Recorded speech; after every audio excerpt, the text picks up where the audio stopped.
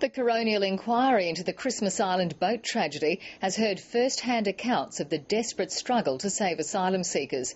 Sailors from the patrol boat HMAS Pirie told of making life and death decisions about who to rescue and how they saw men trying to hold women and children above the waves as they were swept towards the rocks.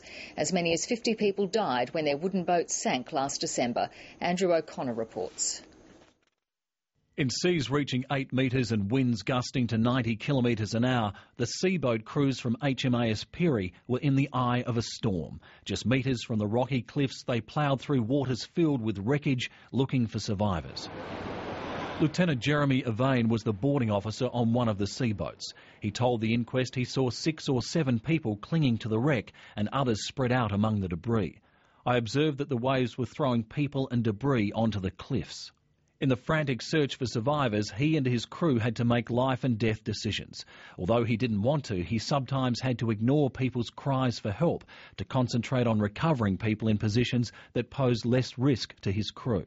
Lieutenant Evane told the inquest he could hear people yelling and screaming from the water as his crew searched for survivors, some of whom proved impossible to reach. At one point, his crew struggled to recover a small child whose life jacket was still attached to a woman just below the surface. They could do nothing but cut the line and haul the child aboard.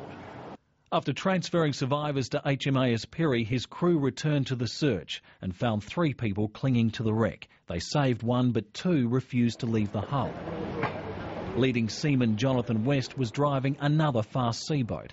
He described how he and his team worked just metres from the cliffs trying to save men, women and children. The men in the water were pushing the children towards the rib boat, he said. He said survivors in the water were struggling to stay on the surface. The men wearing life jackets were holding the women and children afloat. Seaman West said on at least 4 occasions people were washed from his crew's grip by heaving waves and were lost. Andrew O'Connor, ABC News, Perth.